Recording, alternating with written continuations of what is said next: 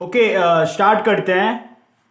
देखो, कल जो है मैंने पार्ट 1 पढ़ाया था फ्लूइड मैकेनिक्स का, मैकेनिकल प्रॉपर्टीज ऑफ फ्लूइड, और फ्लूइड वाला जो चैप्टर मैंने शुरू किया था उसका पार्ट 1 मैंने बताया था। पार्ट 1 में मैंने क्या बताया था आप लोगों को लास्ट क्लास में? पहले बात तो आपको बताया था कि फ्लूइड क्या होता है, उसके बाद हमारे आसपास फ्लूइड अराउंड अस, ये वाला टॉपिक डिस्कस किया था। हम हर टाइम फ्लूइड से इंटरेक्शन करते हैं।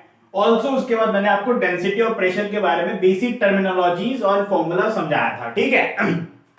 तो आज के लेक्चर में मैं आपको बताने वाला हूं हाइड्रोस्टेटिक प्रेशर के बारे में। हाइड्रोस्टेटिक प्रेशर क्या होता है, और फ्लूइड एट रेस्ट आप समझ सकते हो। जब फ्लूइड रेस्ट में हो तब हमारे ऊपर कितना प्रेशर लगता है, due to some height, due to some depth, ठीक है, या ऑल्टीट्यूड, ठीक है। तो उस चीज का हम डेरिवेशन करने वाले या फिर समझने वाले, क्या फॉर्मूला होता है, क्या रहता है, ठीक है। तो और कॉन्सेप्ट समझने वाले हैं। तो टॉपिक का नाम लिख लेते हैं सबसे पहले तो जल्दी से ना, हाइड्रोस्टेटिक प्रेशर। और जिस बाद में मैं इसके बाद आज के टॉपिक में आपको गॉज प्रेशर क्या होता है वो भी बताऊंगा कि गॉज प्रेशर किसे कहते हैं। देखो, सबसे पहली बात जो है, ये देखो, टॉपिक का नाम है fluid at rest. Fluid at rest, इसका मतलब होता है कि भाई फॉर एग्जांपल हम जो है ना, मींस अगर ये मान लो कोई डाइवर है, ठीक है। डाइवर मतलब कि जो गोताखोर होता है, गोताखोर, ठीक है। तो ये गोताखोर है ये और या फिर मान लो एक माउंटेनियर है ना, ये तुम्हारा माउंटेनियर है, ठीक है, ठीक है। तो ये गोताखोर है और ये माउंटेनियर है, ठीक है। तो तो ये जब पानी में डुबकी मारता है, ठीक है, ये जब पानी में डुबकी मारता है तो इसके आसपास जो पानी रहता है वो स्टैटिक रहता है, ठीक है। अंदर का जो पानी है वो स्टैटिक रहता है। तो ये बोल सकते हैं ये जो फ्लूइड है एट रेस्ट में है ना। वैसे यहां पर भी हम ऊपर जो है, जैसे जैसे माउंटेन में चलते हैं, हम माउंटेन में जैसे जैसे चलता है वैसे वैसे इसके ऊपर प्रेशर बढ़ता है या घटता है वो आप समझो अब, ठीक है। तो एटमॉस्फेरिक प्रेशर घटता रहता है, उस हिसाब से इफेक्ट होगा। तो हम यहाँ पे क्या बताने वाले हैं, हम यहाँ पे हाइड्रोस्टेटिक प्रेशर का फॉर्मूला निकालने वाले हैं। हाइड्रोस्टेटिक प्रेशर का फॉर्मूला निकालने वाले हैं as a function of depth या हाइट ना, as a function of depth या हाइट, ठीक है। मींस ये कोई भी हाइट होगा या ऑल्टीट्यूड होगा ना, ये हाइट होगा, ठीक है, और ऑल्टीट्यूड होगा और एनी डेप्थ होगा, ठीक है। आप समझ सकते हो ना, सिंपल सी बात है। ओके, तो ये चीज हम समझने वाले हैं। और यहाँ पे मैं समझाना चाह रहा हूं कि टॉपिक का नाम ऐसा क्यों है, क्योंकि ये रेस्ट में है। ऑब्वियसली एयर भी हमारे ऊपर बराबरी से प्रेशर मारता है, ठीक है, समझ सकते हो। हम भी, ये जो फ्लूइड है ये रेस्ट में ही है, ठीक है। ठीक है, तो the pressure encountered by diver and the mountaineer are usually the pressure encountered by the diver and the mountaineer are usually called hydrostatic pressures ना, ठीक है, because they are due to fluid that are static ना। fluid जो है static में है ना, rest में है, ठीक है। and here we want to find an expression of hydrostatic pressure as a function of depth or altitude। तो ये चीज समझना जरूरी है, ठीक है। तो ये चीज को समझते हैं हम ना, आपको दिख रहा है ना? ऑल राइट, इस चीज को हम समझते हैं ना। देखो, इस चीज को समझते हैं हम। देखो, जैसे कि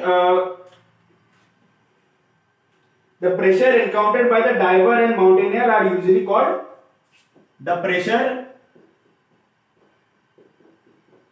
encountered by the diver and mountaineer are usually called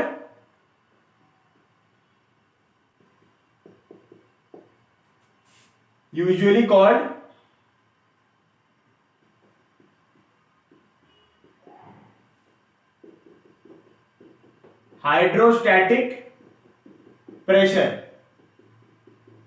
ठीक है। इसी को हम हाइड्रोस्टैटिक प्रेशर कहते हैं। और यहां पे हम hydrostatic pressure as a function of, इसकी वैल्यू निकालने वाले हैं पीएच, ठीक है। ये निकालने वाले as a function of depth as a function of depth और हाइट।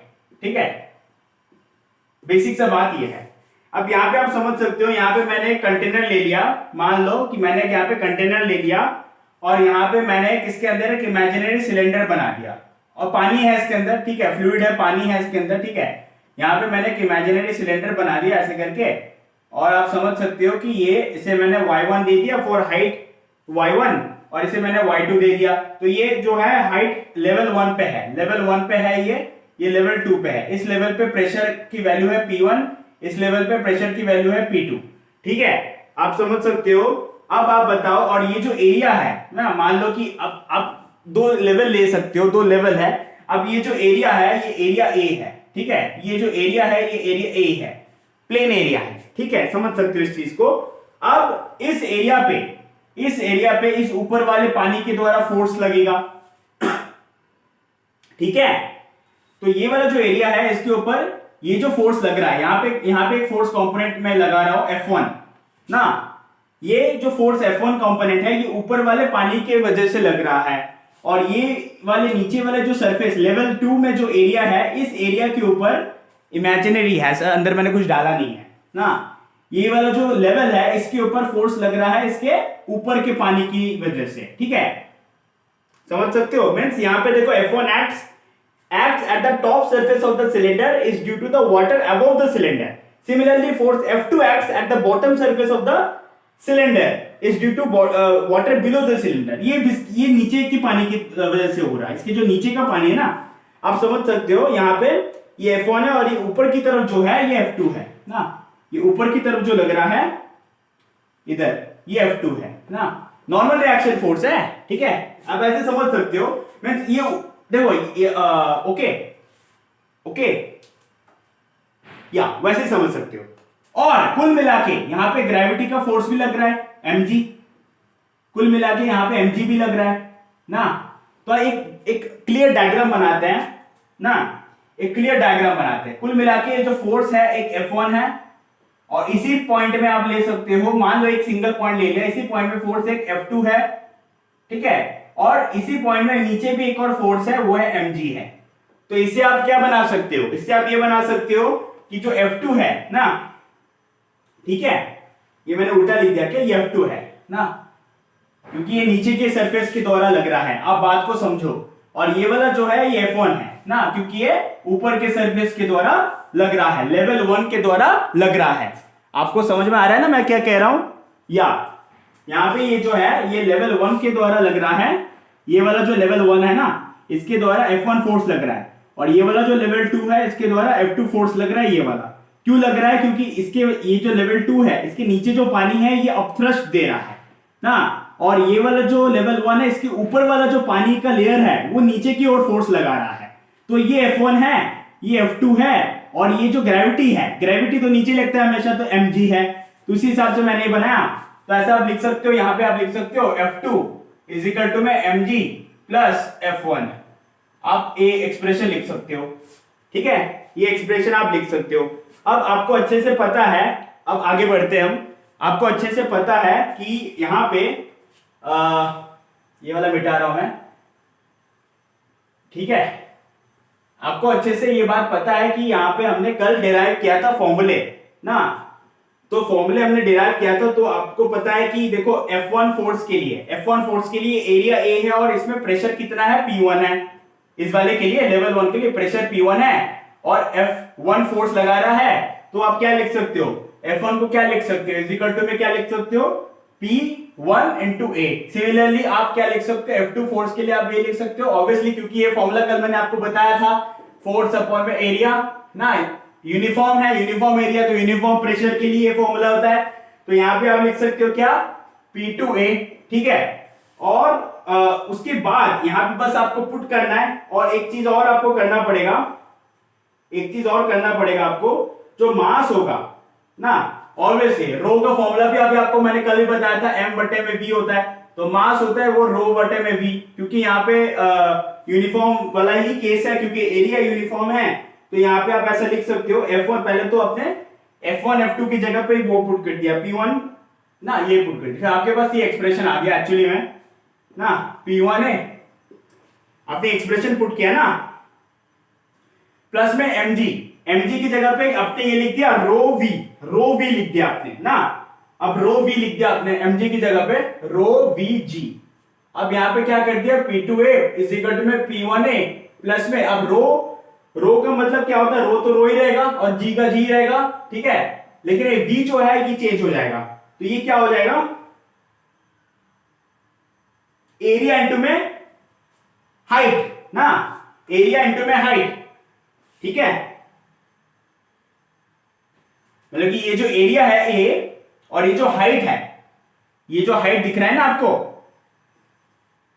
y2 माइनस y1, ये जो हाइट दिख रहा है आपको और ये जो एरिया है ये सिलेंडर का वॉल्यूम बता देगा, मींस जो भी एरिया है, रेक्टेंगल है, क्यूबॉइडल है, कुछ भी मान लो आप लोग, ठीक है, तो मैं वही बता रहा हूं, तो एरिया इंटू में हाइट y2 माइनस y1, ठीक है, तो यहां से आपने ये फॉर्मूला निकाल लिया, यहां पे आपने a को कैंसिल कर दिया, ऐसे करके a को कॉमन निकाल दिया, तो क्या हो जाएगा P2 a is equal to में P1 a कॉमन निकाल लिया आपने प्लस में रो g y2 माइनस y1, ठीक है, और a से a कैंसिल हो गया, तो P2 इज इक्वल टू में क्या आ गया P1 प्लस में रो g, ये आपका क्या है हाइट है, y2 minus y1 is equal to में h लिख सकते हो आप इसे, तो यहाँ पे अपने h लिख दिया, तो ये चीज आप ध्यान रखना। उसके बाद एक चीज और आपको, ठीक है, तो ये आपका हाइड्रोस्टैटिक प्रेशर का फॉर्मूला आ गया, जो कि आपके लिए बहुत ज्यादा जरूरी है। हाइड्रोस्टैटिक प्रेशर का फॉर्मूला का डेरिवेशन आपने किया, ठीक है, अब इस बात को समझ लो कि गॉस प्रेशर क्या होता है। गॉस प्रेशर, हाइड्रोस्टैटिक प्रेशर, ये जो होता है ना डिफरेंस, जो माने कि बाहर जो प्रेशर है किसी भी एटमॉस्फेयर में, बाहर जो प्रेशर है और किसी हाई डिस्टेंस पे जो प्रेशर है, मान लो कि ये एक लेवल है, इस लेवल पे जो प्रेशर है, और अब मैंने आपसे पूछा कि डेप्थ डी में मेरे को प्रेशर बताओ, तो डेप्थ डी में मींस इतना डिस्टेंस में यहां पे इस लेवल पे प्रेशर जो होगा, इन दोनों का जो डिफरेंस होगा, प्रेशर में जो डिफरेंस होगा, माने कि ये दोनों लेवल के प्रेशर में जो डिफरेंस होगा, that difference is called Gauss pressure. तो इसका मतलब कि ये वाला जो पोर्शन है ये आपका गॉस प्रेशर हो जाएगा, this is your Gauss pressure, Gauss pressure, ठीक है, ये आपका गॉस प्रेशर है, ओके, ठीक है, ये जो है आपका गॉस प्रेशर है, ये आपका गॉस प्रेशर है, ठीक है, ये आपका गॉस प्रेशर है, ठीक है, तो रो जी एच जो है वो आपका गॉस प्रेशर है, बाकी ये वाला जो है ये आपका हाइड्रोस्टैटिक प्रेशर है, या फिर प्रेशर एट एनी हाइट और एनी ऑल्टीट्यूड और एनी डेप्थ है। सिंपल सी बात है। इसके ऊपर अब हम नेक्स्ट लेक्चर में क्वेश्चंस करेंगे, इसके ऊपर जरूर करेंगे क्वेश्चंस, क्योंकि या फिर मैं ग्रुप में दे दूंगा ना। आपको एक बात और बताना जरूरी है कि हाइट, ये बस हाइट के ऊपर डिपेंड करता है, it depends only on height. Height जितना नीचे होगा उतना ज्यादा प्रेशर होगा, जितना नीचे हाइट होगा उतना ज्यादा प्रेशर होगा, जितना ज्यादा हाइट होगा उतना ज्यादा ये क्वांटिटी होगा, उतना ज्यादा गॉस प्रेशर होगा, उतना ज्यादा ये पूरा वैल्यू होगा, उतना ज्यादा ये P2 की वैल्यू होगी ना, P2 की वैल्यू उतनी ज्यादा होगी। तो यहाँ पे ये चीज आपको समझना जरूरी है, ठीक है, ये चीज आपको समझना जरूरी है, ठीक है, जो मैं बता रहा हूं कि हाइट जितना ज्यादा होगा उतना ज्यादा आपका प्रेशर होगा। और ठीक है, अगर मान लो कि आपको सेम लेवल पे कोई हाइट ऐसे करके दे दिया है सेम लेवल पे, तो मेरे को बताओ इसमें कितना प्रेशर है, किसमें प्रेशर ज्यादा है, P1 और P2, कौन सा बड़ा है? मैं बताऊंगा यहाँ पे P1 इक्वल टू P2 है, क्योंकि यहाँ पे हाइट बराबर है, यहाँ पे हाइट बराबर है ना। ये चीज ध्यान रखना है आपको, ये चीज के ऊपर क्वेश्चन बनते हैं तो मैं बताऊंगा, ठीक है। तो आई होप आपको ये डेरिवेशन समझ में आया होगा, वैल्यू समझ में आया होगा, सारी चीजें समझ में आया होगी। Thank you so much for the today's lecture and या आप ये